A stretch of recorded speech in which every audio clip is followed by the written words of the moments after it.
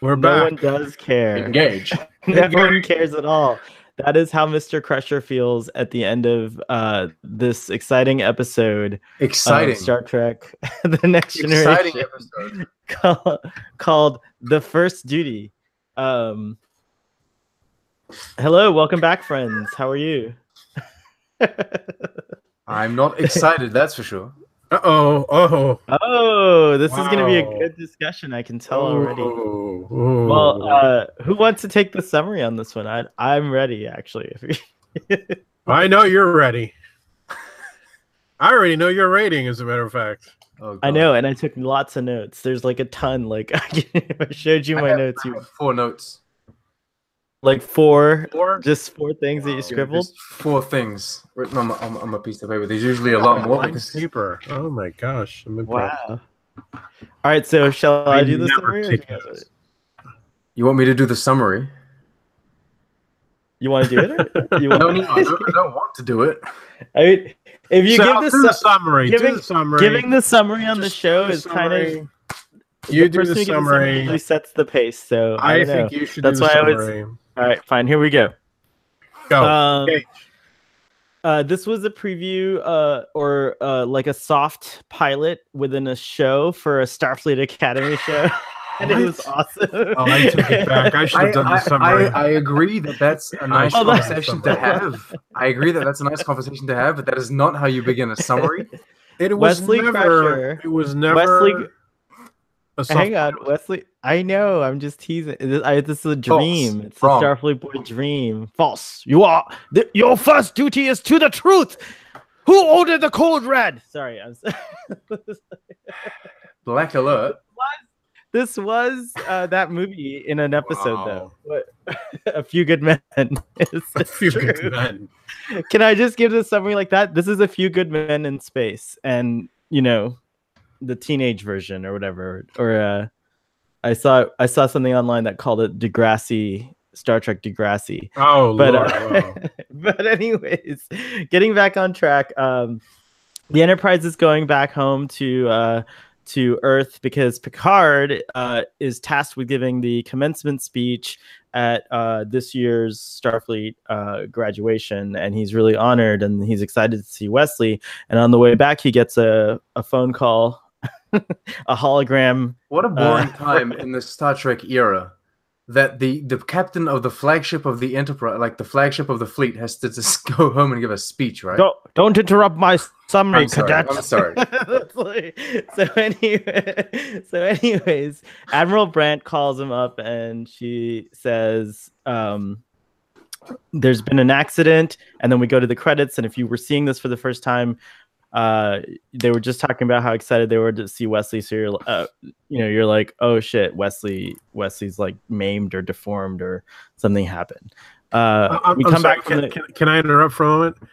I was really, when I first saw the episode, I was really hoping that it'd be like Captain Pike, like he'd be in that thing, Oh my god! Like beep, beep. He can only answer yes or no questions. Wouldn't that have been awesome if Wesley had been stuck in that thing?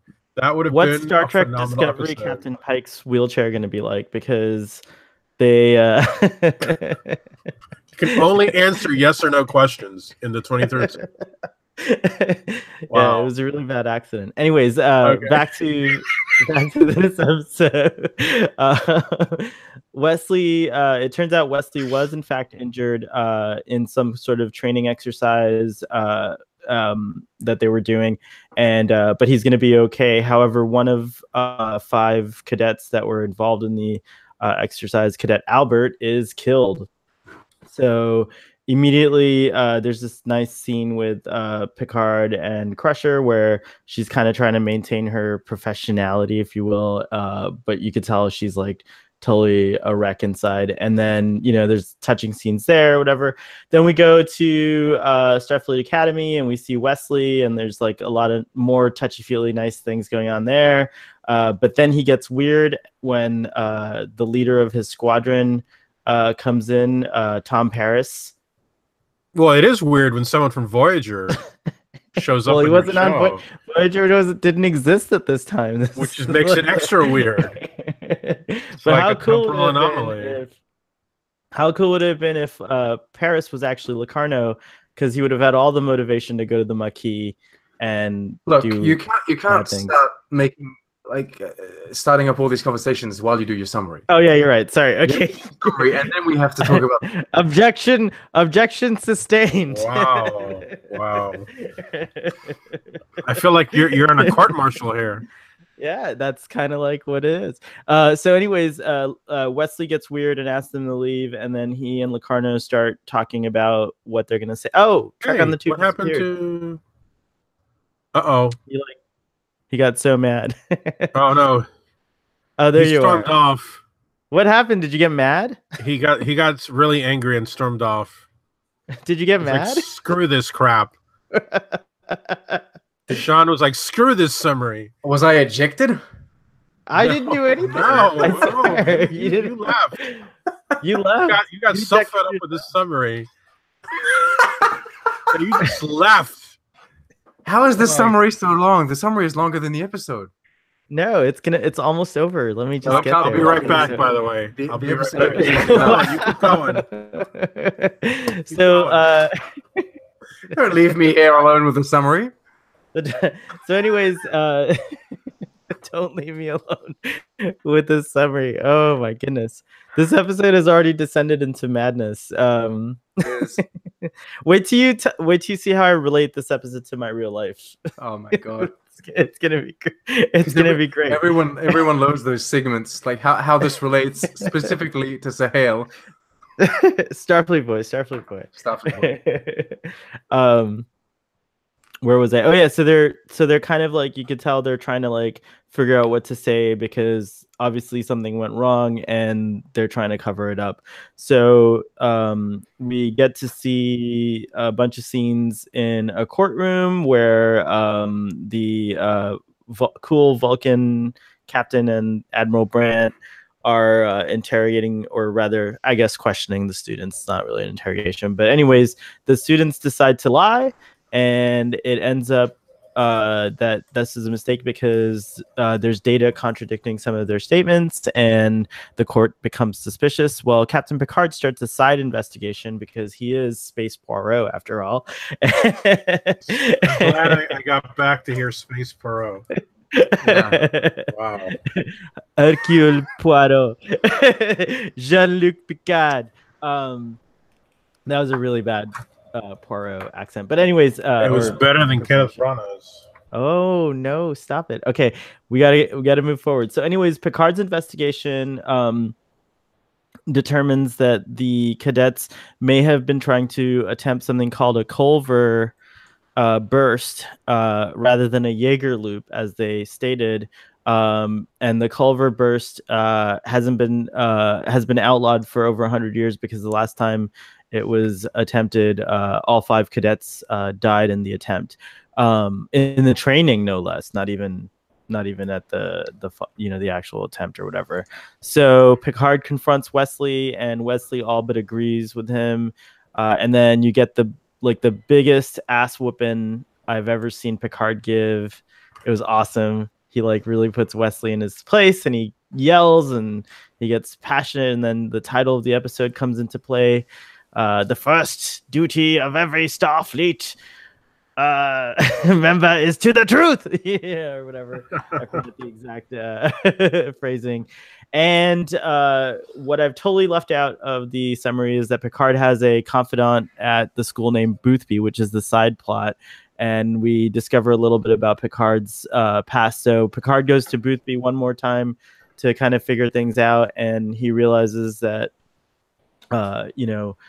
he has to confront Wesley, so all that stuff comes up, and he does, and he gives Wesley a choice. He says, I'll make it easy for you. Either you tell the truth on the witness stand, or I will expose you to Starfleet. And so he's like, if you're not honest enough to tell the truth, you don't deserve to wear that goddamn uniform. And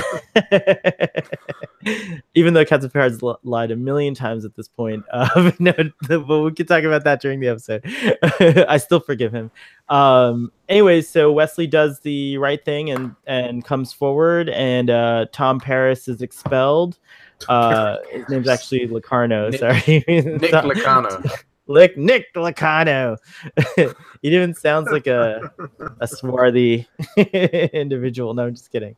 No offense to any Locarnos out there. We're gonna get a tweet storm of Locarnos now. Oh my god. Anyways, so many Nicks. Nick the Dick. So anyways, that's what we should have been calling him through the whole summary, Nick the Dick. Anyways, Nick the Dick is expelled, and he actually does the right thing and tells the Admiralty that it was all his fault and he wants to take the blame. And so the rest of the cadets are allowed to stay. However, they are demoted a year, so they don't get any credit for their work this year. So now we start, and that's it. We conclude the episode with Captain Picard saying goodbye, and Bob's your uncle.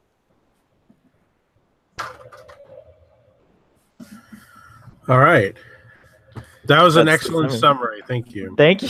You weren't even here. Come on. Yeah, you left. Thank you. So that summary was roughly 12 minutes, give or take the interruptions. That's not as bad. I've given 20-minute summary. Yeah, you have. That's it was still better than Short Tricks episode 1, right? Oh yes. Oh wow. Right, wow. Okay, I guess and the hits keep coming, folks. Is this one of those episodes where we should tell our ratings in the beginning so that we can just get it out of the way and then talk about the episode, or do we want to say totally undermines the suspense of the episode? No. That's the only reason why people listen to us for like an hour and a half. Exactly. They just want to know. For the rating? You think that people listen just to find out what the rating is? Of course. And the extra. You know nothing about how to make a TV show. If you say the rating first, then everyone leaves. Right. It would make it easier for Database 1. Who's not here? His invitation was pending, but say love you. I'm saddened by his absence. All right, well, I guess I will go through some talking points that I thought were interesting. I didn't realize that Ensign Sito's first appearance is in this episode because she comes back later on in the episode, Lower Decks. So that was exciting. It's something that I'd forgotten about. Do you remember Ensign Sito? Ensign Sito. Do you remember the episode Lower Decks? I don't. It's another really good episode. Anyways, it's an iconic episode. A lot of people talk about it because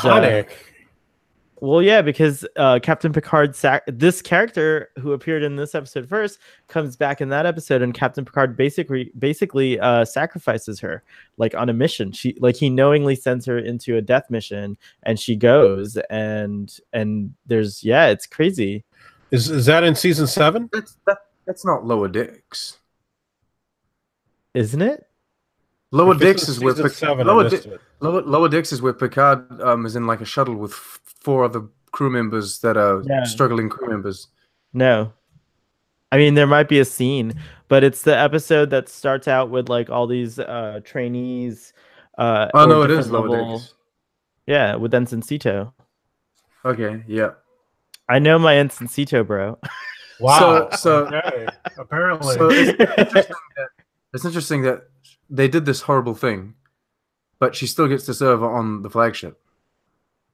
Yeah, but like if you remember in that episode, she was chosen. It's kind of like if I recall correctly, there was like some sort of thing like, oh, you're like being sent on this mission because you were like not like a great Starfleet officer. That sounds like a very Mirror Universe thing to do. Like, considering you did this bad thing, we're just going to send you to a death mission. I think you are. That doesn't sound very Starfleet. But there is something, you'll see. There's something that has to do with her. There's a speech that Picard gives her or something like that has to do with her thing. Anyways, I wanted to take a moment because Sean doesn't know, Humbert does. I want to relate this episode to my personal life, because if you notice these like abrasions on my face, Starfleet Boy took a tumble. I fell and like straight. My hands for some reason didn't react like normal people's hands do when you fall. Mine just stayed. Did you ignite back. the plasma? And I went straight. I went straight into the freaking into the freaking pavement. Not pavement, even, it was metal. So because it was all rusted metal and stuff, I went to the ER and got this. There's like a big bruise here, and I'm sore everywhere, and I have another bruise on my thigh, and I'm on antibiotics now. And there's antibiotic bombs you have to put on these things. So falling is not fun. Like when older people such as myself fall, it's not like when you're a kid and you fall. It's not the same. So you're relating this somehow to Boothby? Yeah. So I'm sad about what happened to you, but how does this relate to this episode in any way whatsoever? Boothby, because Boothby's an older man. All of the above, but mainly because if I had died, I'm so glad that my friends would not say, "Oh, it was my fault that I died." And what? All right, let me bring things back on track and start discussing. I would have watched this episode and written my notes for nothing if you had died. Yeah, then there was no show. The show does not continue in your absence. Wow. You know, if Starfleet Boy works like art, then the show will be very successful once you die. One of the things I remember about this episode when I was a kid, what was exciting about it and why I said it was exciting in the summary was that it was kind of the first time we really saw Academy life in an extended setting. You know, I don't think on TOS there was never really an episode where they mentioned their Academy days. They talked about it, which, by the way, 100 years ago would have been before TOS when they attempted the Jaeger.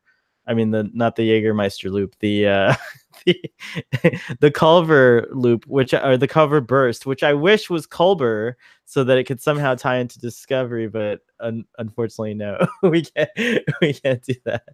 But I was excited to see Academy life. There were a few things about the episode that are of notice to me back then, and even now they still stand out. It's like the design of the uniforms for the cadets was pretty cool. I like that within your cadet life, you also had ranks. So there were like command, like Locarno was obviously like a captain cadet, and Wesley was like, I think, a lieutenant cadet, so on and so forth. So that was cool. You got all these like production cues that give you more color to the world of Star Trek, if you will. Boothby is just priceless. The fact that it's Uncle Martin. We had already gotten references to Boothby and we finally meet him, and it's Uncle Martin from My Favorite Martian, which probably doesn't mean anything to you, Sean. It means nothing to me. And I've never found Boothby to be priceless. No, to me it was like, wow, this is a great. So I liked that a lot, and it was still, to me, I love the exchange between he and Picard. I think that what's the actor's name? It escapes me at the moment. Darn it. So Patrick Stewart. What is it? Ray Walston, right? Ray Walston. Yeah, Ray Walston. Yeah, thank you. Ray Walston. He's a great actor, actually. People know him for My Favorite Martian, was his most famous role of late. But he was a longtime veteran of the silver screen, if you will.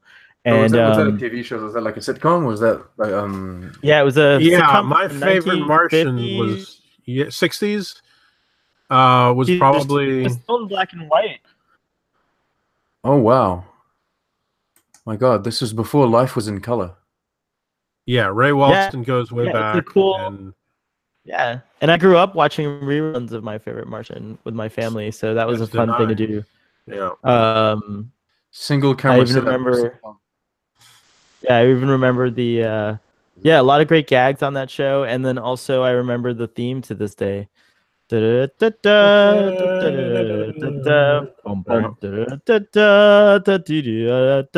done. There are three. I'm sorry. There are 3 seasons, and they have. This is the best part of Starfleet Boys when Sean discovers something new that he didn't know before. Each season respectively has 37, 38, and 32 episodes. Who has time to watch 38 episodes in a season? It was the we did. We did it. We were kids. did it. We did it. It's insane. Yeah, we did it. We watched every single one of those at least 3 times. That's crazy. I'm sure because they ran for so long. Yeah. So there was Ray. What's his name? Ray Walston. Yeah.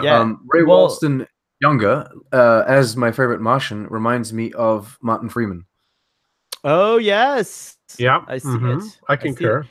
Funny thing, my favorite Martian had its swan song in the 90s, if I'm not mistaken, with a film a film of it with Christopher Lloyd, no less. With Christopher Lloyd playing Ray Walston. So Star Trek, that's very relevant to Star Trek, isn't it? It was an animated series as well. Oh, I didn't realize There was, yeah. Wow. Yeah. And then Boothby.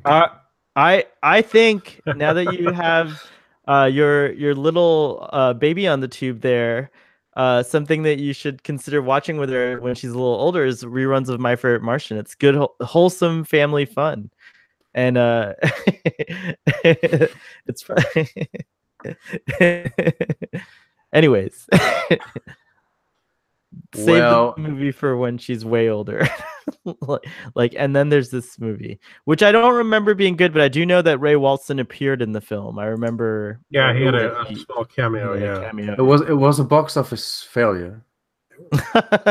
most TV sitcom to films are adaptations. Adaptations are, yeah.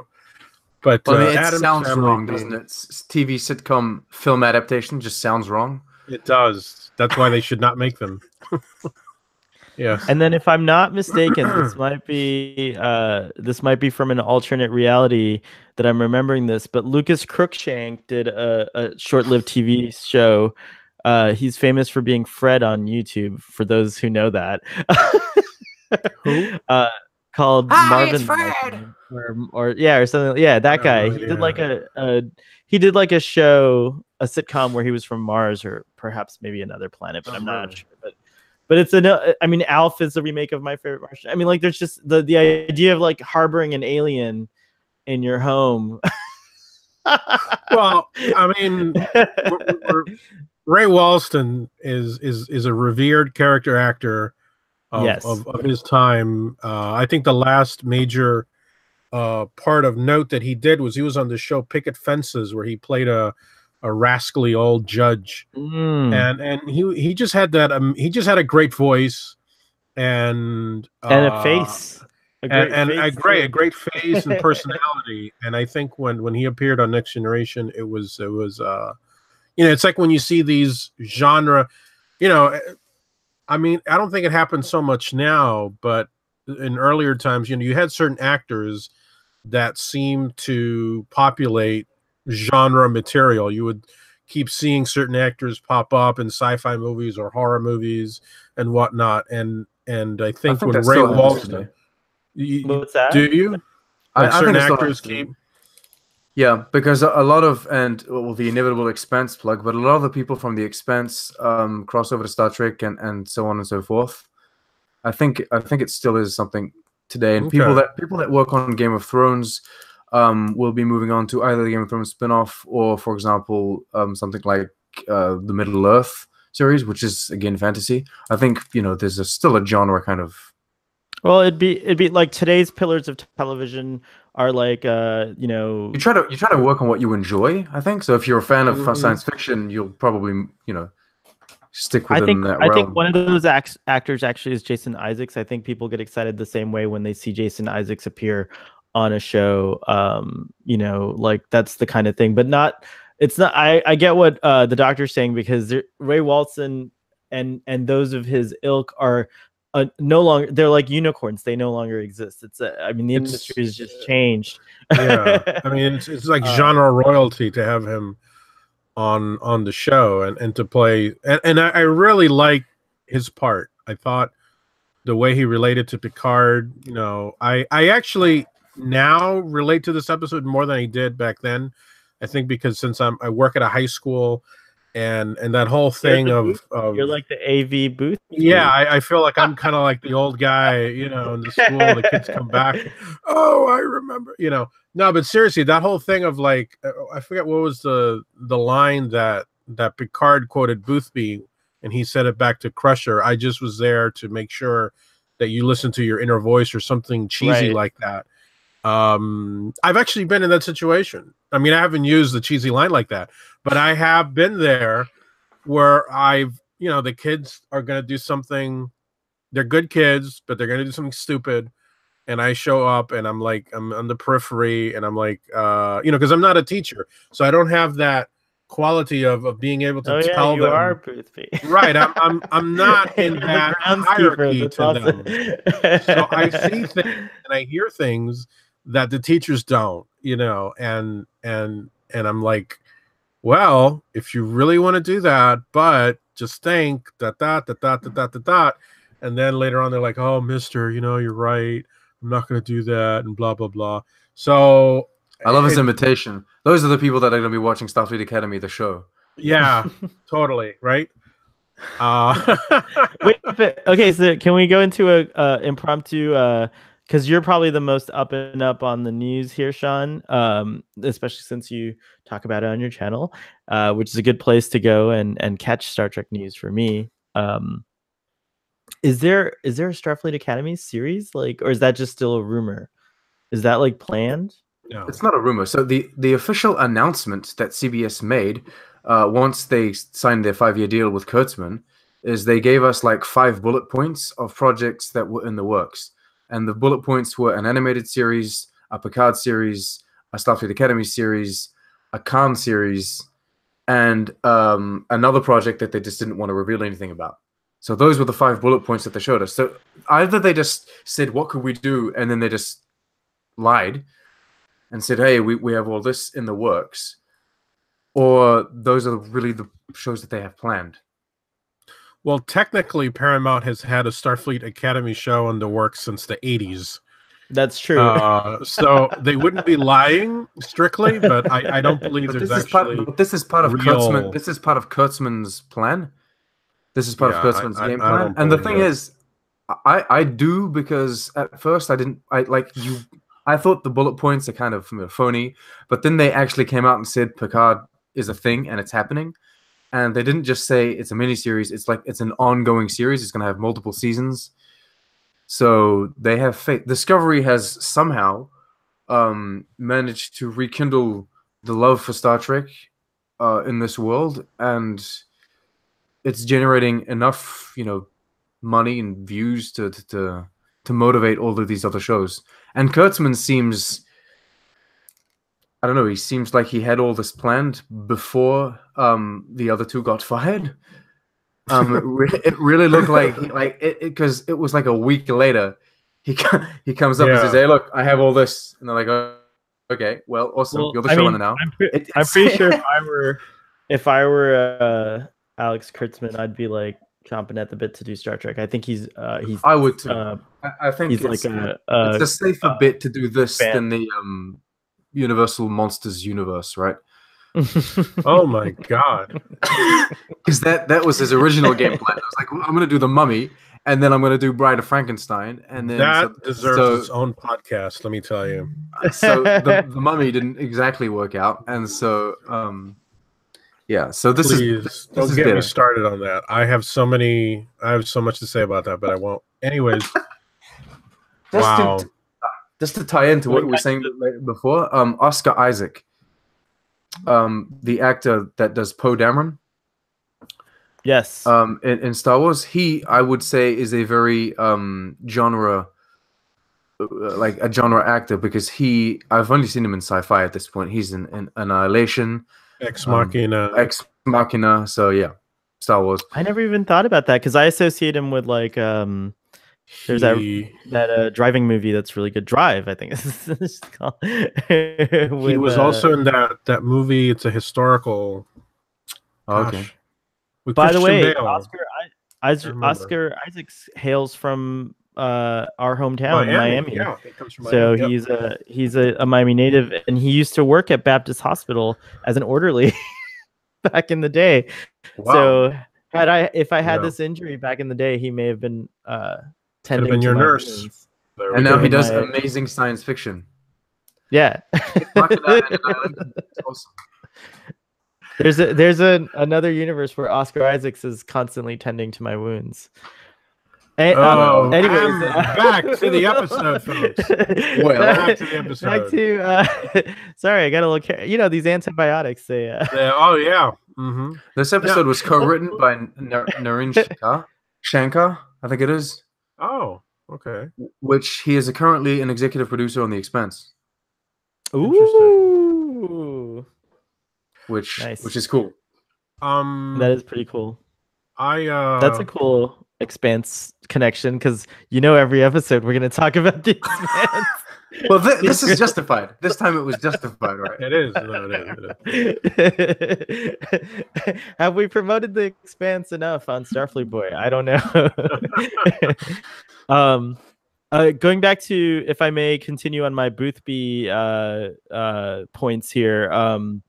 I love that when we do at first meet him, Picard is unsure of his standing with him, and they have this kind of like exchange of like, Picard trying to kind of like gently get to this one point where he finally does at the end, once they get comfortable, he finally does want to try to thank him and express some gratitude, because apparently Boothby totally bailed him out of a gnarly situation, which I'm not sure that I understood, but is it the Nostigan situation that we later... It may have been related to that, it may have been that. Kind of stupid, on his part.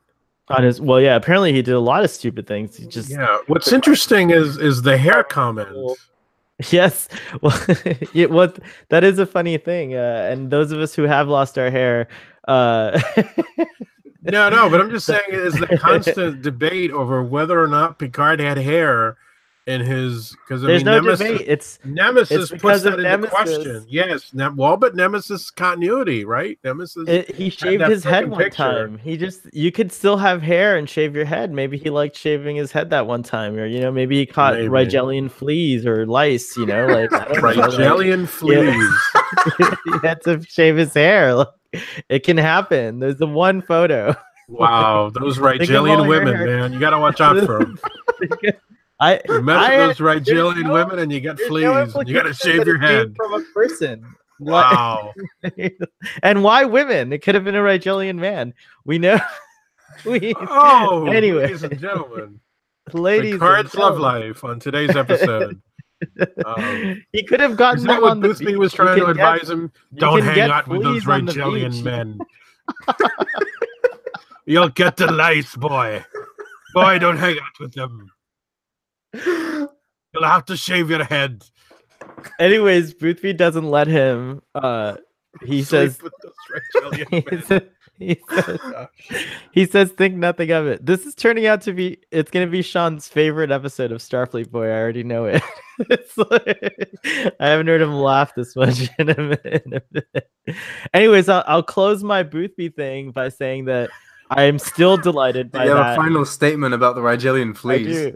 I do. I'm still delighted to this day by the Boothby stuff, and I really love the way that it happens in this episode. And wouldn't it be funny if Captain Picard part-times as the groundkeeper in the new Picard show? Okay, no, it wouldn't be funny. That doesn't happen. Unamusing. And doesn't he show up on Voyager? He does. Does he? I don't know. He does. In season 5 or something. And can you? Because I'm Voyager illiterate. Could you clue us into how Boothby relates to Voyager? I forgot. I know. I haven't rewatched the series in like 10 years.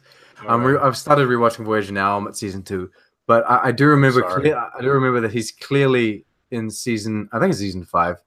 Okay. Or maybe 6. I remember he's clearly in one of those seasons, but is it like a flashback or is he... I don't even remember. The thing is, I don't really care for Boothby. I mean, I don't. Yeah, he's not. And why not?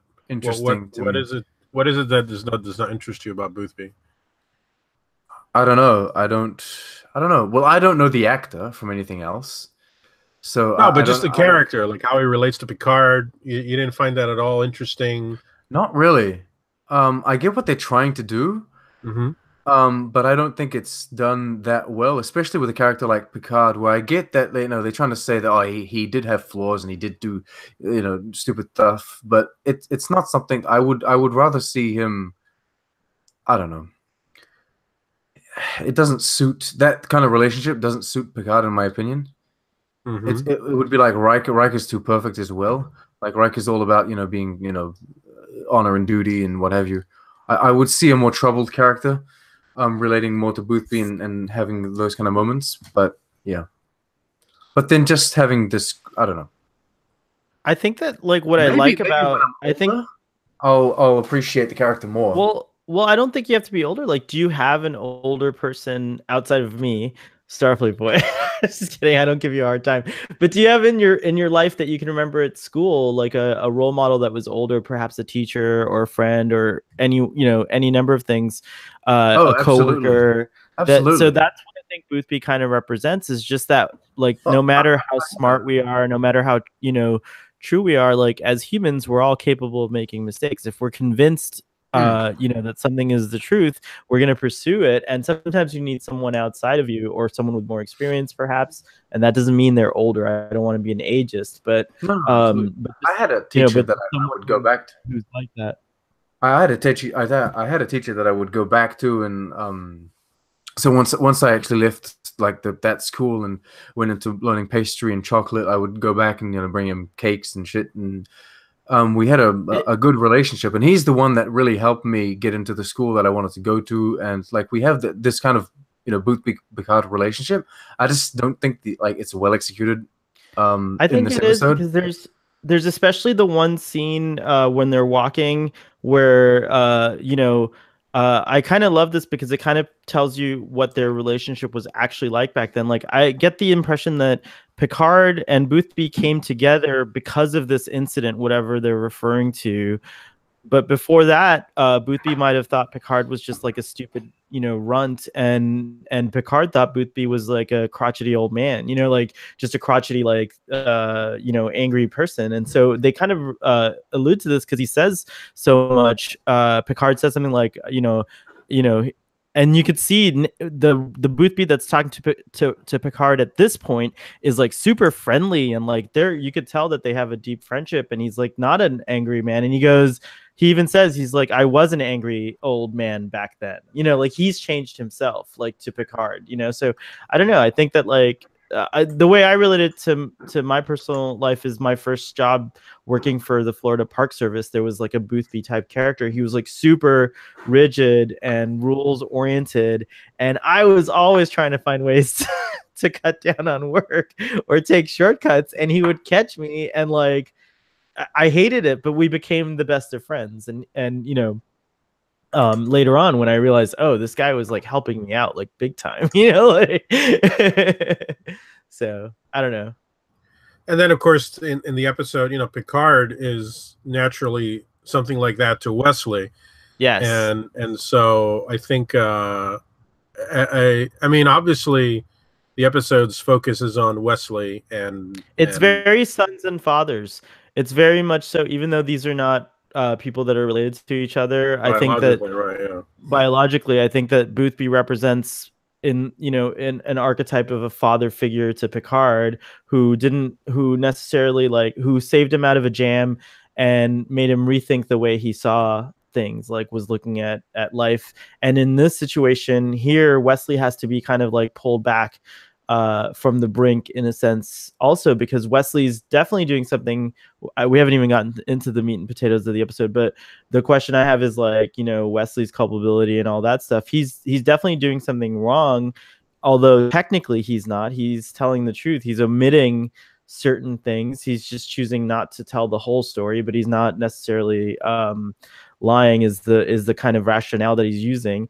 In addition to that, like even in the scene where the father and Wesley are talking to one another, the father of Albert, Josh Albert, who died in the incident, you know, Josh's father so much admits, oh yeah, my son wasn't great at calculus. Like he wasn't a great student. I could see this being his fault. And he like thanks Wesley for, oh, we lost track on the tube. And I was What making happened? I don't know. He dropped off and I was making such an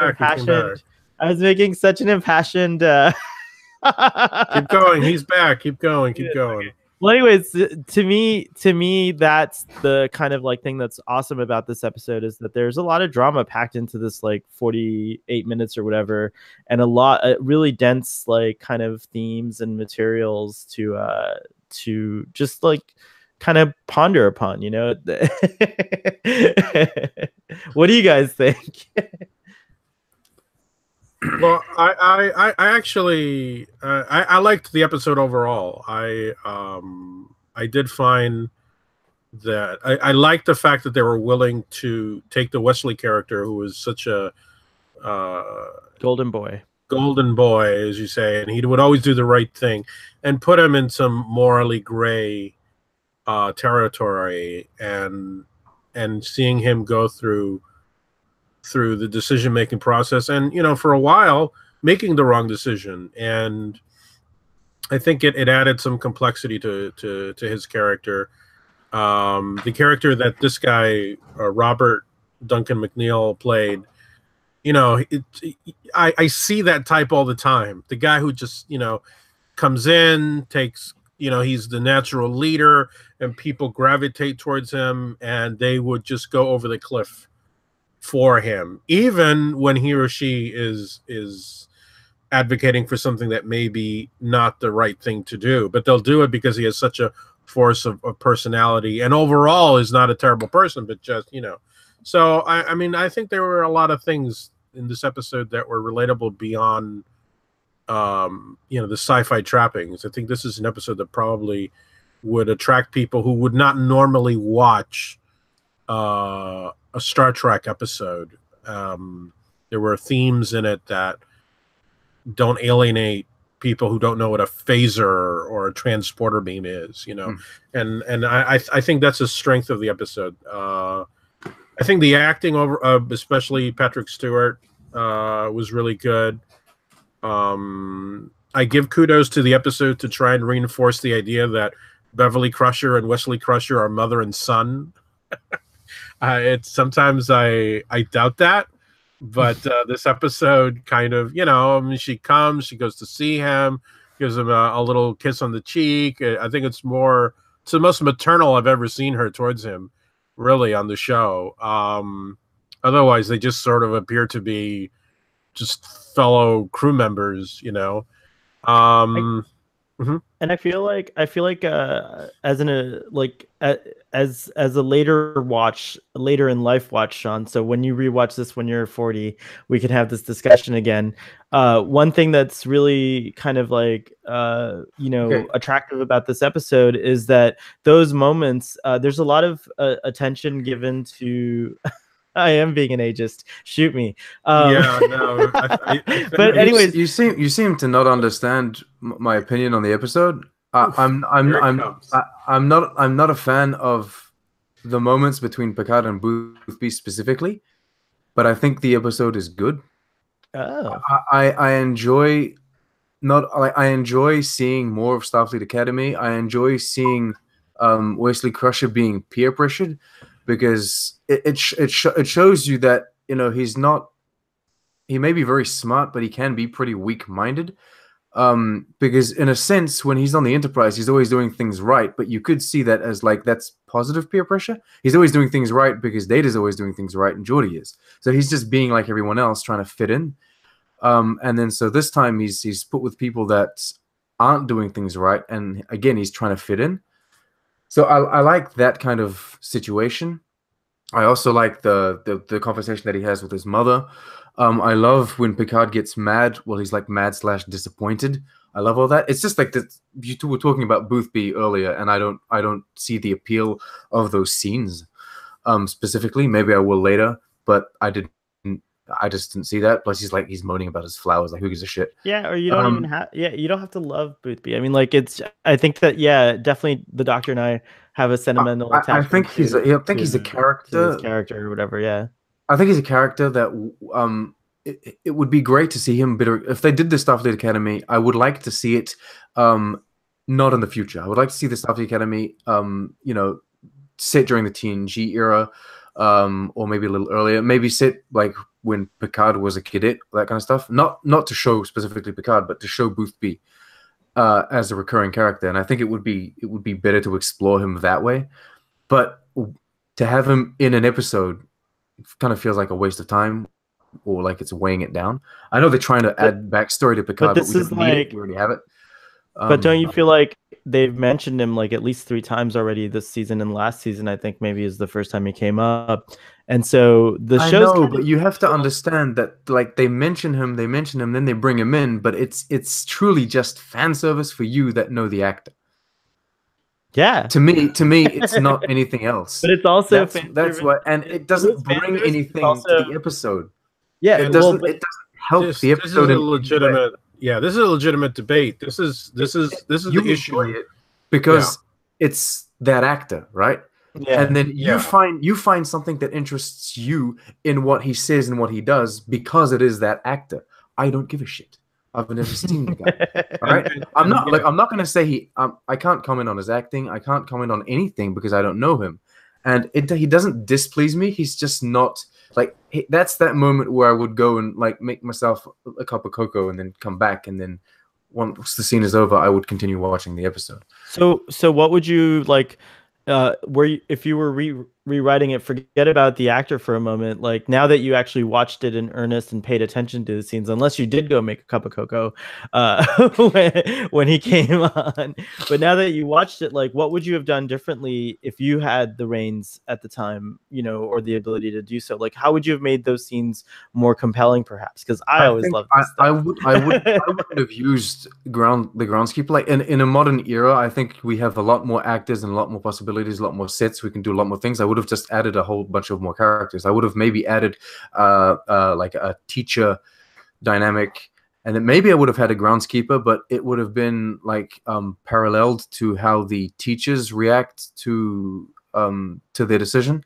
So you would have had that whole thing where like the teacher is the authority, whereas the groundkeeper is kind of like he's that outsider that can kind of help you just based on his experiences. I think it would have worked better.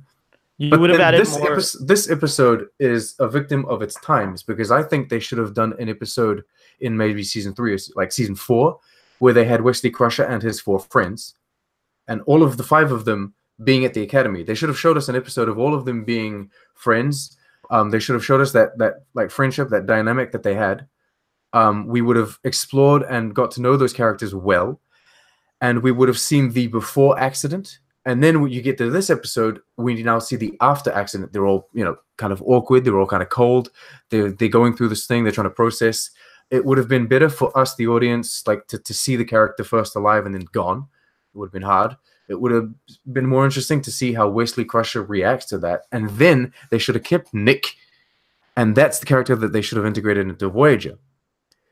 Because then he would have had that terrible past. Absolutely. But he is still the best friggin' pilot they've seen. And Captain Janeway would have gone and get him, and then you would have had his growth over the series of Voyager. And so you would have had this really long arcing story with these characters. I think that would have been the route to anyway.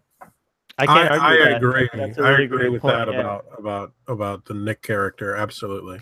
I will also say that I think that it is interesting. The choice you kind of made is adding more legs to Picard's investigation, and I think it would have been nice to get a little bit more because you do see, you know, all kidding aside with the Poirot reference, there is an investigation that Picard's doing in this episode, but he does mostly go to Boothby for the answers. He goes to Boothby for personal reasons. He doesn't go to Boothby to specifically talk about like Crusher. He goes to Boothby because he wants to talk about him.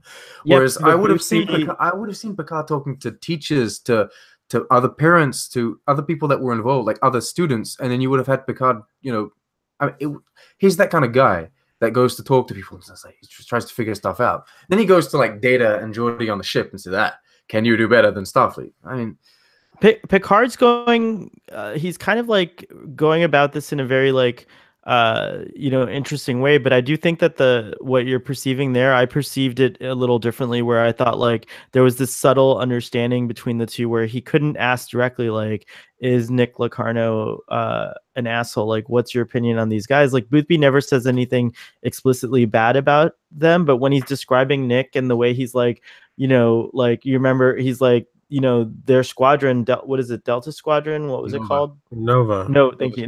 Nova Squadron. That's actually a cool name.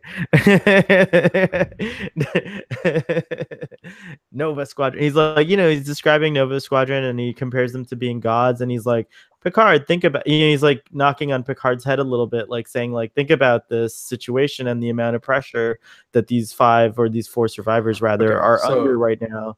That right there. Nova Squadron and how important Nova Squadron is, right? You only get that from a few pieces of dialogue between Boothby and Picard. All right? Rip that shit out, take it away, and then instead of giving us some Boothby, give us Nova Squadron related scenes. Give us how other students react to the Nova Squadron walking around, how they're perceived by the other students, and then give us like a parallel of how they perceive each other and how they feel once they're in their own quarters, because you have these people that are like deified by these other students, but then once they get back to their quarters, they must feel really shitty for what they've done. But you don't get that. No, you don't see any other students. No, but I know you don't see. Okay, you see them in the background. There are a lot of extras in this episode because you do see them in the background of the courtroom scene. But I do agree that like it's a little light in terms of like its scope. Like 6 people, and one of them is the father, right? When you give it in that perspective, but within the let's just like focus on within the limitations. They do address it because Nick Locarno says we're Nova Squadron, blah blah blah blah blah. He kind of they address it. That. But then I think personally that the whole Boothby thing weighed the episode down, and they could have shown us more about that. If they hadn't done an episode prior showing us who these people were and how important they were to the other students, because I'm assuming the other students look up to these guys. They're like the best in their classes. They're awesome at piloting ships. The other guy's bad at math, but like out of laziness. So I mean, that's pretty awesome. I'm bad at math because I just suck at maths. These are people that you look up to, but then you kind of hear about that in this episode. We don't see it. I would have focused more maybe on that. Show how people look up to them, and then show how this one mistake has kind of made them all doubt themselves. And that would have been something that a lot of maybe students, a lot of younger audiences can relate to, because sometimes like you're doing your best or you're trying your hardest in school, and you did something wrong, you feel dumb, you can't talk about it, whatever. I don't know. Another thing I took a note about here, that was a good point, by the way, even though you said whatever at the end, like in a defeatist manner, but these are good themes. And okay, just to follow on what you said earlier on, these are the themes that they would address in a CW Starfleet Academy show. All right, and there would be not too much sci-fi. There would be a very much more racially diverse cast, and they would. We get a lot of racial diversity in this episode. We have a Vulcan, we have a Bajoran, we have. That doesn't count. I'm sorry. To the public that will watch the Starfleet Academy show, that doesn't count because they don't care about the races. There's got to be a Black Vulcan and an Asian American Bajoran, and that kind of stuff. Yeah. So you'll have that, and they will take the time to make sure that not all of these species that we have on screen have the same genders or have genders at all. The Vulcan in this episode had like a greenish brown skin. Yeah, he felt Romulan somehow. Anyway, anyways, go on. Yeah, no. Romulans have more green in their blood. Okay. Starfleet Academy, the show, if it does exist, I believe it will come. It will focus around these kind of stories that they will have small sci-fi elements, but they will mostly be about interpersonal relations and the struggles of teenagers and the struggles of people in school. And I think this executes that quite well. It's just that we won't have. Yeah. sorry, I'm going to bring up another Boothby-ism here, or Boothby moment. Something that Boothby said that was funny to me, and kind of reminded me of a comment that a viewer posted on the channel for another episode. Picard's like, well, why don't you use a herbicide instead of picking the weeds out by hand? And he goes, why don't you travel the universe in a holodeck? Which is really funny because, you know, hey, It's like stupid. that's true. Like it's It's dumb. just I'm sorry. Okay. But Here's the wait, difference. the thing I want to say though. Hold on. I know where you're going, but wait, just 1 second. No, you don't. No, wait, just I don't know. It's true, but I think I know where you're going.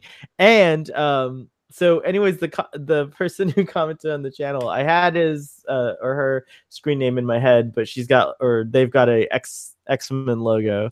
Darn it, I can't remember now. But anyways, they said, wouldn't it be cool if you could actually interlink holodecks much in the way the actual internet works, which didn't like really, you know, virtual reality works, and you could actually have adventures with people on totally different ships through the holodecks, like the holodeck system. So you're like, you can meet, you know, even though you're not on the same ship, you can meet on the holodeck and having it a little recreational time or whatever. That would be awesome. I'm sure that exists. They just didn't show us. Exactly. Anyways, it's completely different. It's completely different because you cannot explore the galaxy on a holodeck if you haven't explored it yet.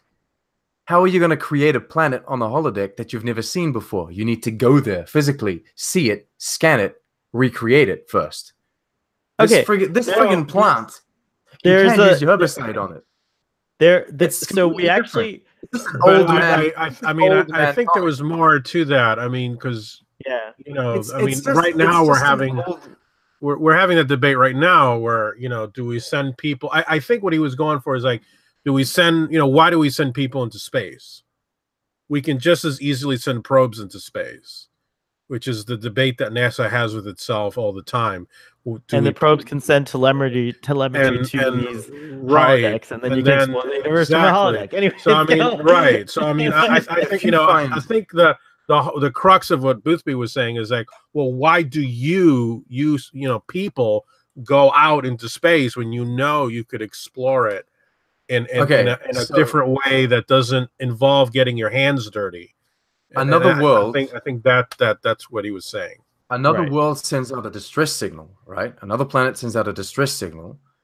It is objectively better to send a ship with people on it than a friggin' probe with a few medical supplies on it, because you could have an automated ship. Well, sure, but you can have an automated ship, but people react and people can adapt to situations. Right, what it boils down to, what Boothby is saying, what it boils down to, but his herbicide is like his 24th century herbicide can friggin' kill or make live any single plant that he has. He doesn't. I don't know. It's a weird kind of statement. It's an old man statement. No, here's another way to look at it. What he's really saying is, I do it because I love it. The same reason why you travel through space is because you love it. So it's true. Okay. That's true. What he's saying is, I do this because I'm bored. And if I didn't do this by hand every day, then I would have nothing to do.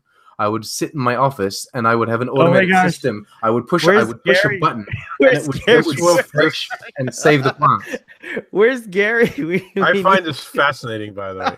Absolutely fascinating. Your Boothby hatred is so big. It's not. It's not. Okay, getting angry. I don't hate the guy. I don't love him. I don't care about him. But this is really fascinating to me. It really is, because it shows. You know what the worst thing is? It's established that in Star Trek, all right, they've managed to fix the friggin' what's it called? The weather system. They have an automated weather system. A weather grid, yeah. Yeah, weather grid. So that the planet is constantly, fine and what have you. So I'm assuming that they really have ways of making sure that, for example, no weeds or pests or anything would enter like the Starfleet Academy grounds.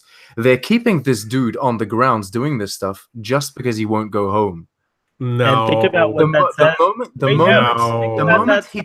moment he retires, they will have like this automated system in place that will just keep everything tidy and it'll be fine. He's here because he's a nice guy.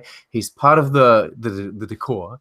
All right, that's why they want him around. But Actually, they're just being think about nice what to that him. says about the society. It is a very Starfleet Federation thing. What It you is. just described is like compassion. It's like thoughtfulness. Like it's, you know, even if that's the case, it's great because it shows that human society actually gives a shit about people and like the jobs they want to do. So, but that's I'm us. like, yeah, that's the great. episode doesn't go. The episode doesn't want to show that.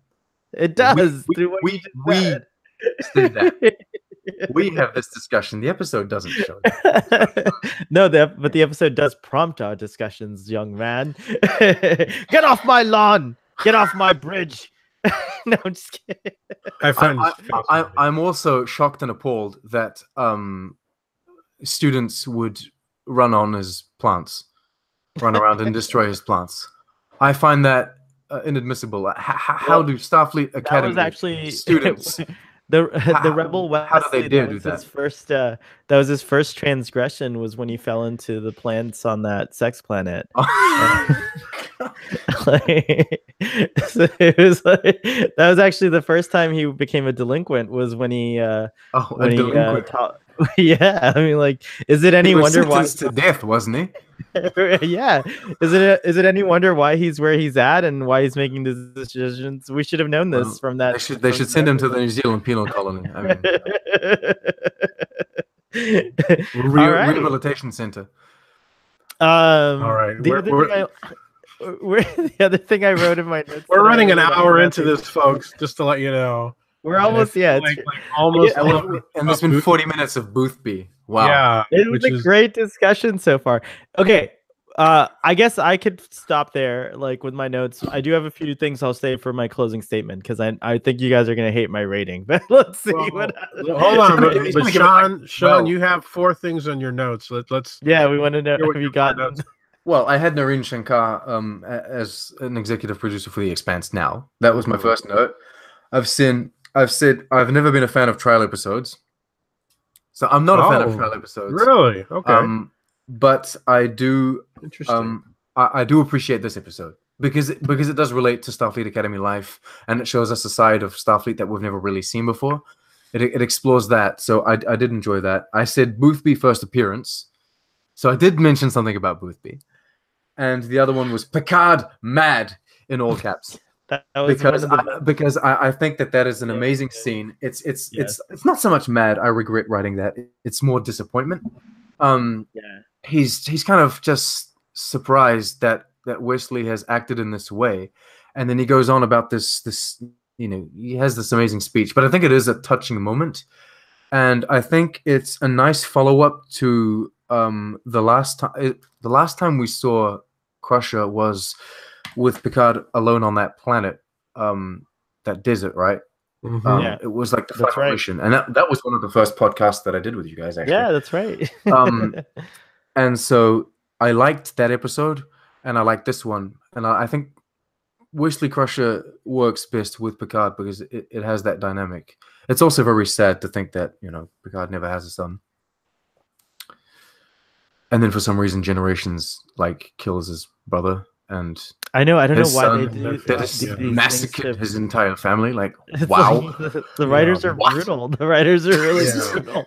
They're just like, how should we start a new movie? Kill everyone.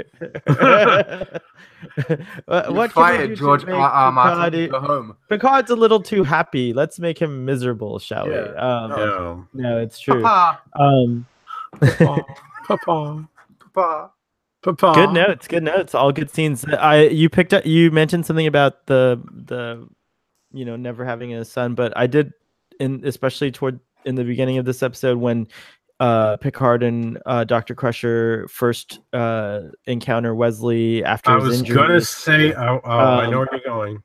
There was definitely this kind of feeling of like them together. You could see them together as and I love that scene where they come to Wesley's door and it's mom and dad visiting. Mom and stepdad, really, but mom and stepdad, right? It just has that look and everything about it. I have a genuine question now. Go ahead. Okay. Oh, your questions before this were not genuine? No, I'm just kidding. Yeah, all of them. They're all lies and fake. Damn you, Sam. There's one true question. No. Okay, so I see this often, not just in this episode. Like I noticed what you guys are talking about, and I've seen it in other episodes. Some are more forced than others. When like Crusher and Picard are alone on a planet, and they can read each other's thoughts or something. Oh, you're talking about the weapons planet episode. Yeah, the weapons planet where they can read each other's thoughts. Like, you think about me that way? Yeah, some shit like that. Anyway, or he breaks his leg. Yeah. I see this very often where there's these moments between Picard and Crusher, Beverly. right? Beverly. Do you think that out of all of the things that the Picard show should do you think that it should kind of finalize this chapter? Do you think that it should do that or not? I 100% think the thing is that there is something that I can't even go there. Is it something that we need? Yes, I need it. I don't know about but I definitely. So there's a definite yes and a definite I have to leave. He can't look. He's crushed. He's been crushed.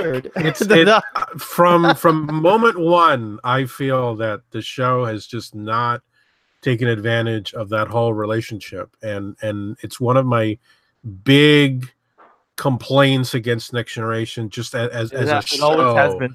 It always has been. It doesn't make sense. I think it's just a huge failure in the writing over 7 years. And would it help you?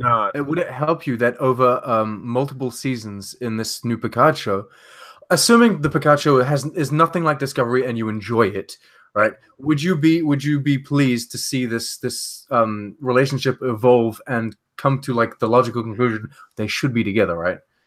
I feel that it seems I just. But why did the show ignore it for 7 years? For 7 years, it doesn't. It won't save Next Generation for me. I'll still hate Next Generation in the ways that I, for all the reasons that I do because of it. You watch too much of it to hate it. You just get annoyed by it. But anyway, I legitimately hate Next Generation on many levels, and that's one of them. Is I think it's just really poor writing on their part. I think it's the weakest of the DS9 Voyager. Yes, it is absolutely. It's a huge. Oh man, you open up a can of worms here, man. Okay, so I'll answer the question. Do you think it would be a good idea for them to do that? Would you be happy with that?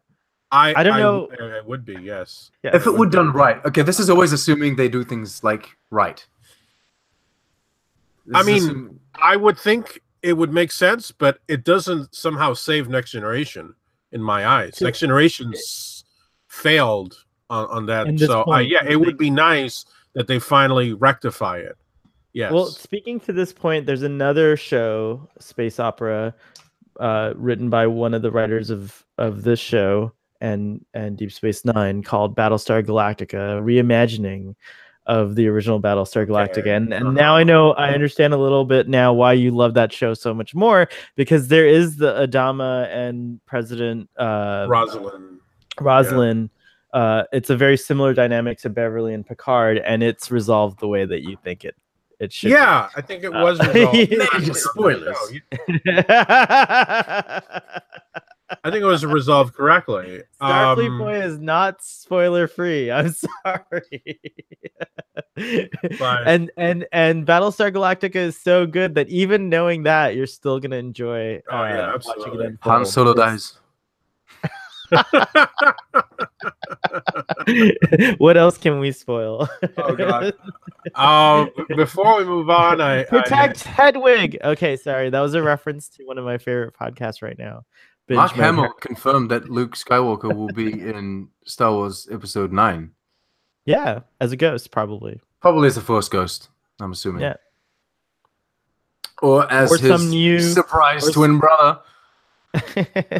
I'm Duke Skywalker. Duke Skywalker. What neat about me? Skywalker. Oh wow. God. Wow. Or his clone. I mean, Star Wars can get freaky. By the way, are you guys watching the Rebellion? No. Is that what it's called? No, the Resistance. The Rebels? Rebels, isn't it? Rebels? Star Wars the Rebels? new one. The new show, Disney XD. The Mandalorian. What? No, it's an animated show. No. No. The Resistance. Nope. No. It's great. Well, I don't have access to it, so I don't. I don't. I believe you. I'm watching short I tracks. believe you. Yes. I don't have access to that either. Thank goodness. So there was definitely that thing. Just to kind of touch on that, going back to the episode and that theme that you brought up, Doctor.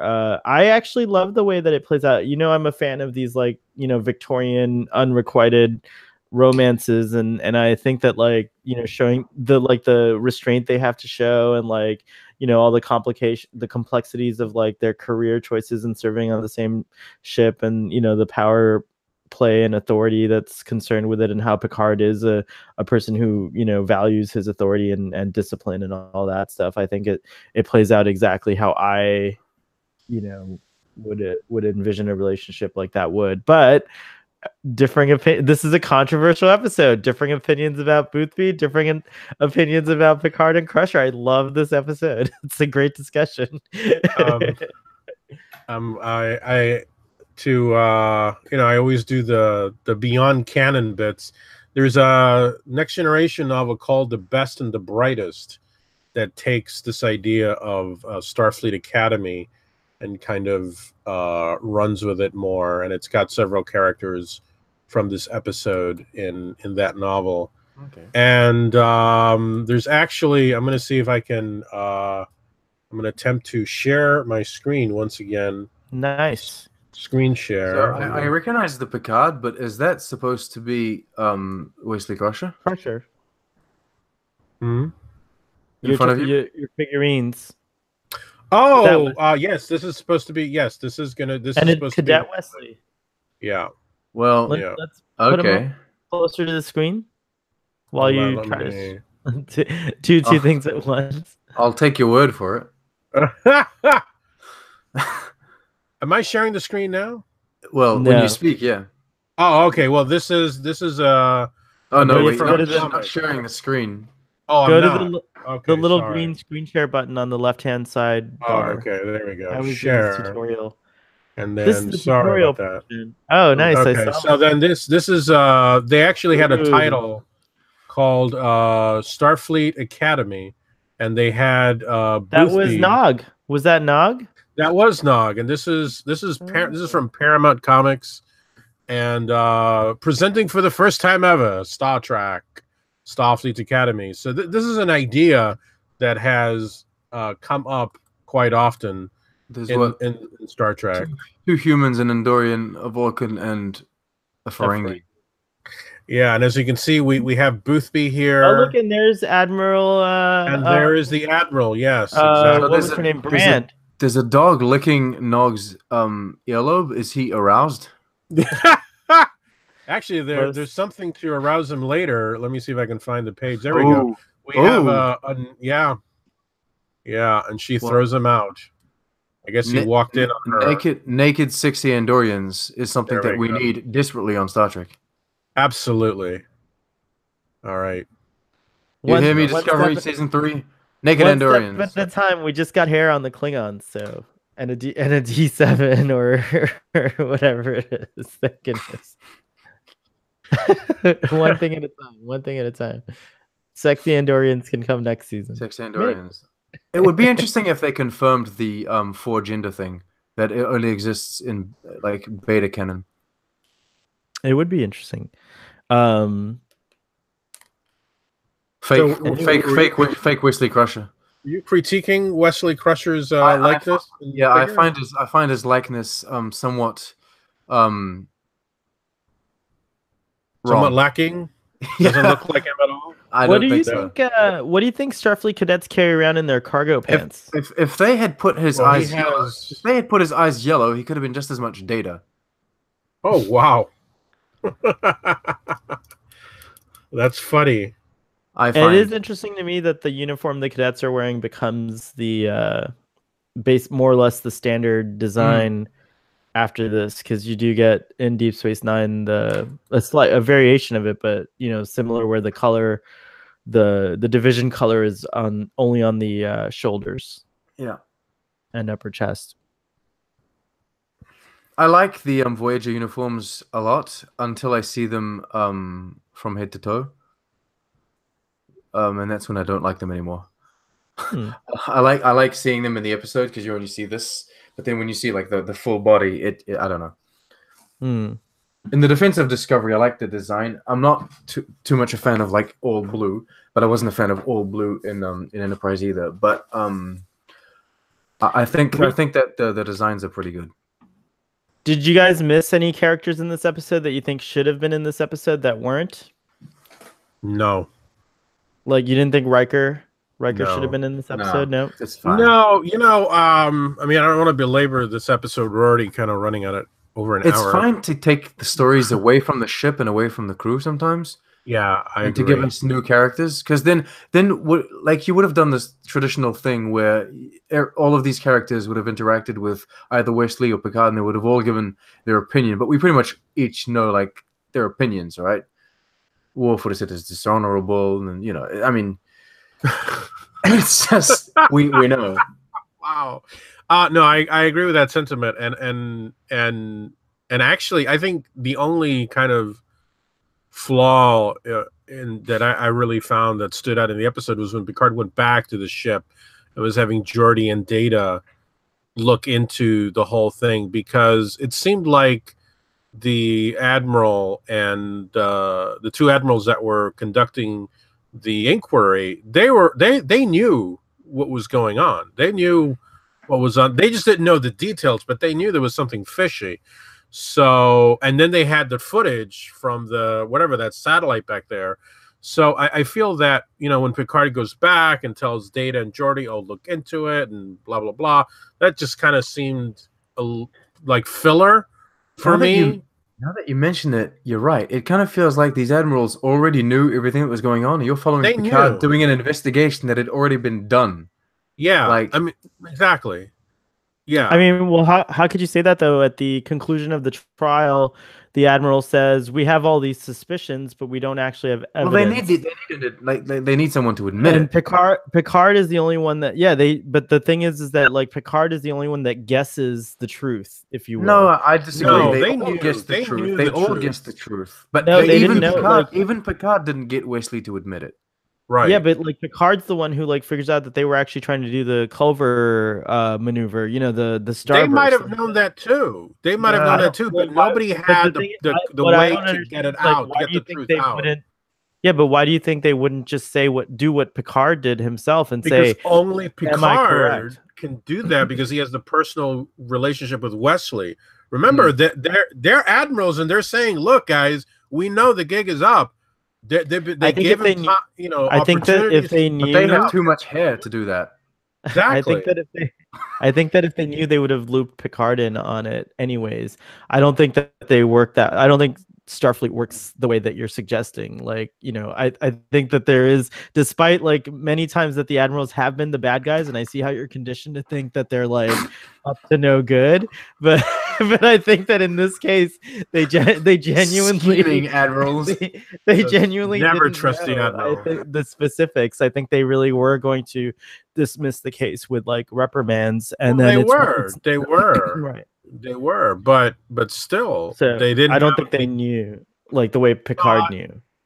Well, everyone knew that not Tom Paris had done something wrong. Yes, it's true. That's true. Yeah, I agree. All right, so shall we reveal our judgment? What you say the audience is always waiting for? Audience, let me know if this is the part you're always waiting for. Shall we reveal the ratings? In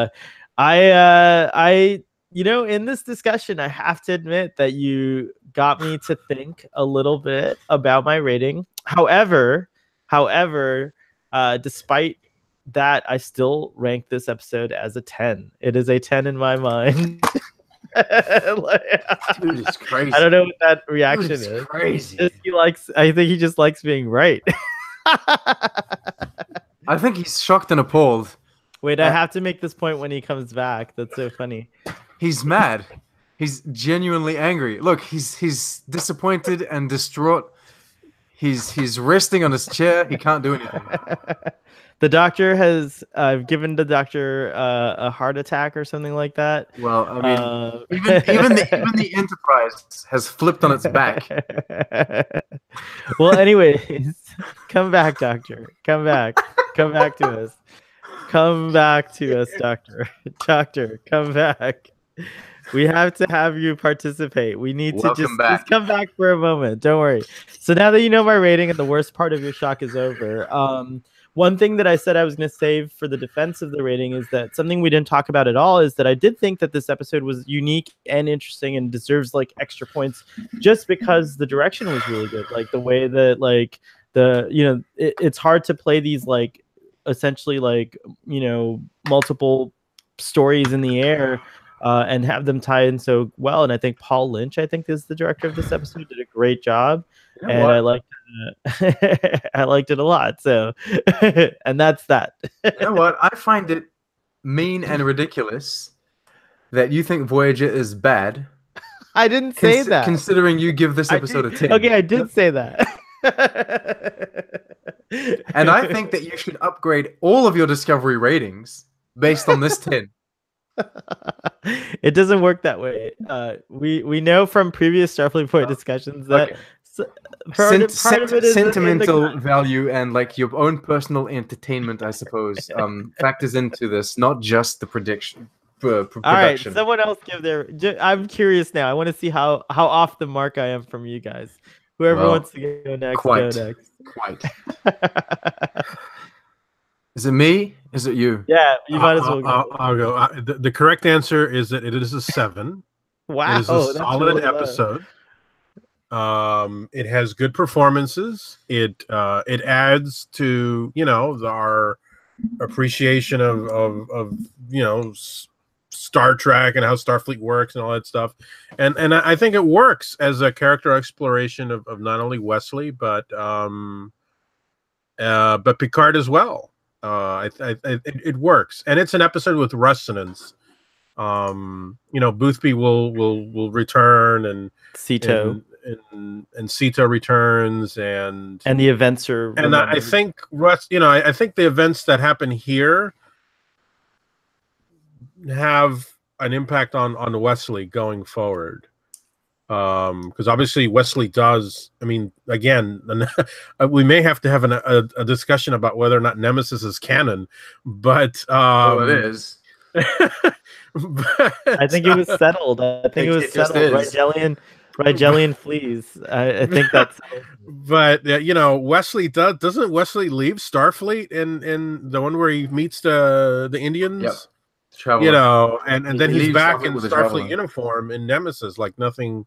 Like there's no problems, but film continuity disregards series continuity. I mean, Worf technically wasn't allowed to have a ship at some point, but then he comes back and he has his own ship anyway. Yeah. So, but I think, like I said, this is an episode that people don't have to be fans to enjoy, and I think that gives it kind of an edge over. I think it's a 7. It's a solid 7. Go for it, Sean. 6.5. 6.5. I reserve. Not too far. Not too far. I usually don't give 10s.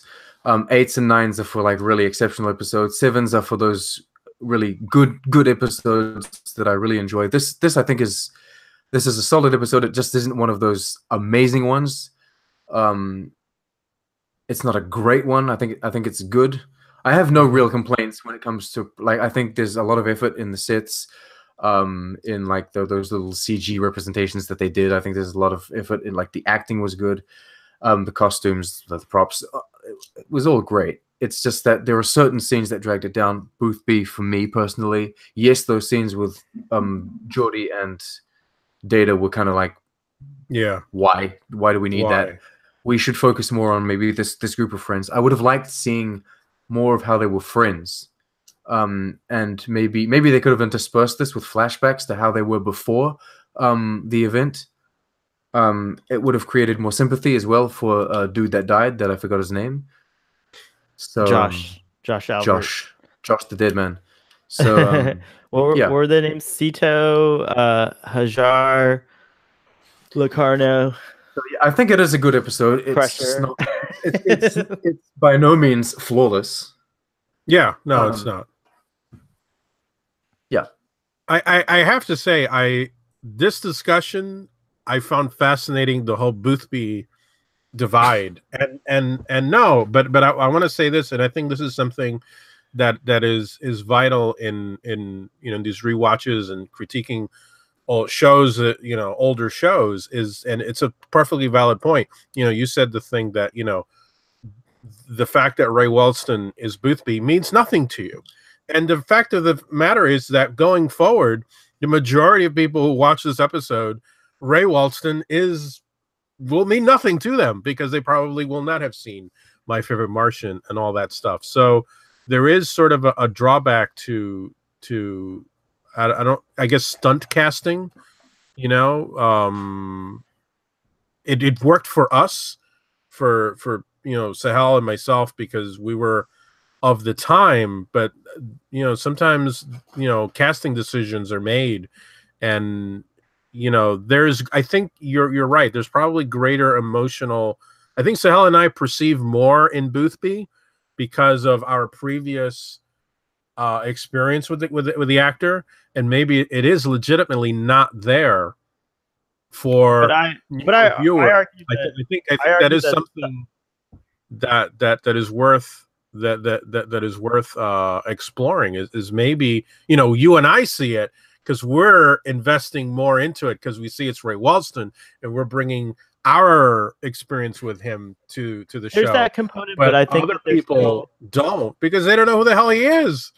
And maybe I think this might be worth a poll. I might have to concoct the poll, but I think that I'm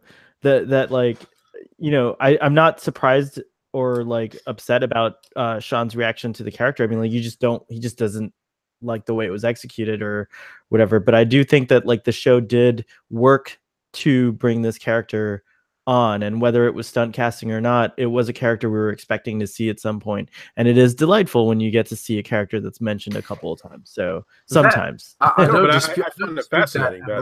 dispute that at all. I think that's really great, and I think TNG doesn't get enough credit for doing that kind of stuff. I think that the current teams, the current team on Discovery are very dismissive about episodic television. Yes. And they have a tendency to say that Deep Space Nine or all the other iterations of Star Trek have this hard reset button. And though it is to some certain extent true, I think it isn't as true as what they believe. I think if they took the time to really watch TNG, really watch Deep Space Nine, really watch Voyager, they would see that there is a lot of continuity, a lot of effort. Connective tissue. Yeah, there is. Especially in a world where they were literally asked to make episodic TV. So they were asked to make episodes that don't necessarily relate to each other, but they still made the effort. They still took the time to create this connective tissue. And I think that, TNG. Well done. TNG needs to, You warmed my Starfleet boy heart with that statement. That was a nice soapbox moment there. It's true. It is great to see. And I really love the fact that they mention Boothby multiple times and that they bring him and that they show him. It's just that it resonates more. It resonates more for you because you have you're imprinting the past of the actor and the experience of the actor into the character. Whereas to me, it's just an old guy with flowers. Right. Yeah, I mean, and we admit that there's a layer there but I just don't think the layer has to be. I don't think the layer matters, is what I'm saying. I think that's it. It's even more delightful for me and Humbert, but I do still think that that's a cool character. But we're gonna dig Boothby into the ground here. Ha ha ha.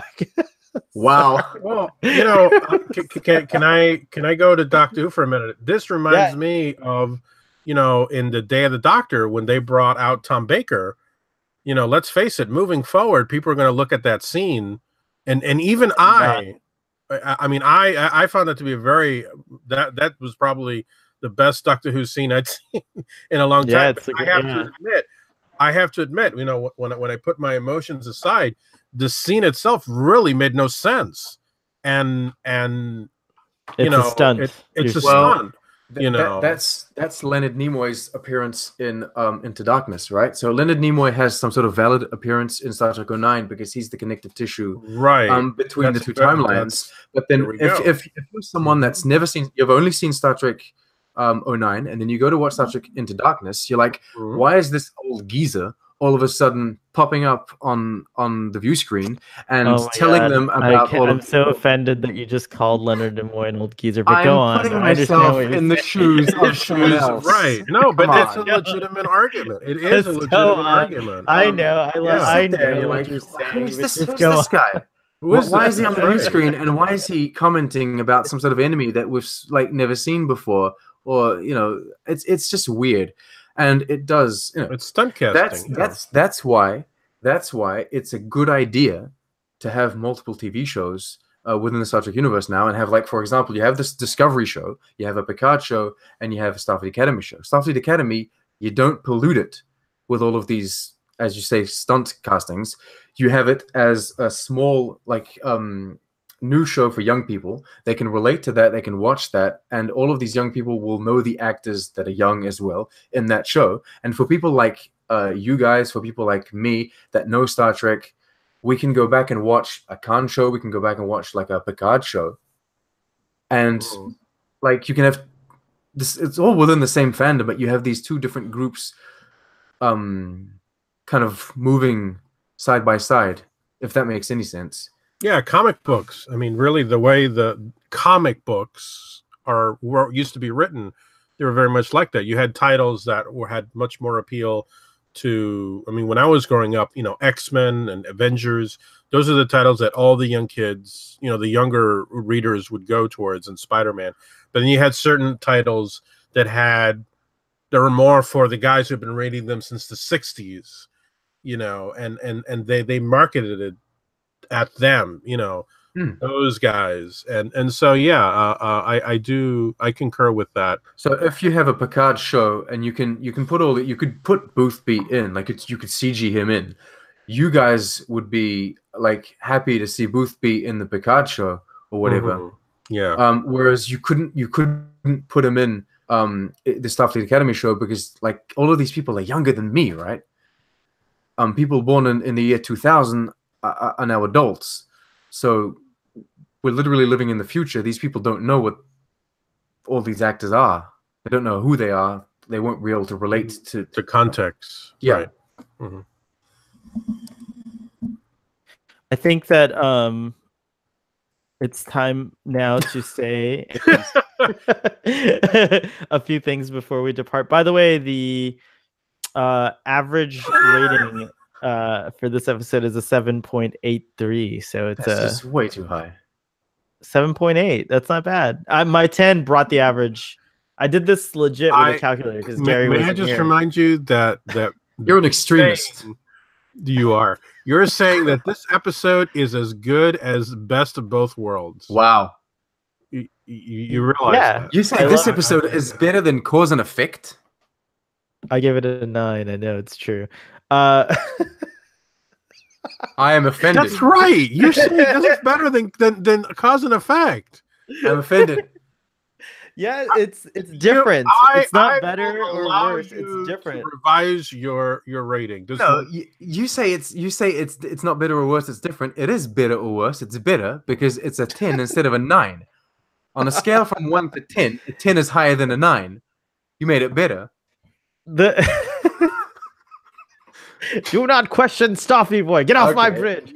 But what I would like to say is that audience noticed that Sean has a new background. He's restored his his Trek on the Tube branding is back. And that brings me to wanting to promote your channel. So everyone go check out Trek on the Tube. You're up to date now. You've posted your latest review and Easter eggs for the Star Trek Discovery short Trek episode. Oh, I watched it and I thought it was great. The review for the thing with Tilly. Oh, you think my review was great? Yeah, I thought you were talking about the episode. I was shocked. No. I thought your review was great. Okay, I don't have to watch it now because I saw your review. Okay. Well, I'm on I'm it. sorry, Sahel. I didn't see the Starfleet Boy one. I will confess. His was more concise and. Oh wow, you're and totally playing yeah. at two Sorry. different You're biased now. formats here. You're pitting two formats together here. So let's not get into that. For those that so for those that are wondering, my videos are just my opinion. That's the thing. Whereas if you were to watch the discussion with Sohail and we had Tricky Rob, there were different opinions. So it's more a debate or more a discussion, a conversation. One might say it's a casual and sort of a informal bashing. discussion. Once again, I'll just say it again. I enjoyed and watched Sean's, and I didn't finish watching. That's fine. They're different. Hubbard doesn't like Star Trek Discovery. We already know it doesn't. Right. I just want the meat and potatoes. Like, tell me what happened. That. Okay, and it sucks. Okay, great. I don't want to. Okay, so I don't do episode recaps though. I don't recap the episode because for people that have seen the episode, I find it just annoying to go over all the events. See, and I want to argue.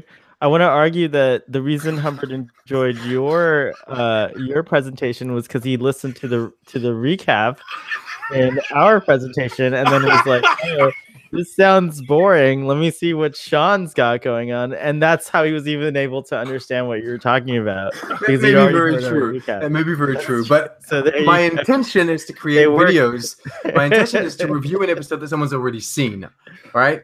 I don't expect people to watch reviews for things that they have not yet seen. That's what I'm doing with Star Trek Discovery. So I'm not responsible for that. That's what I'm doing.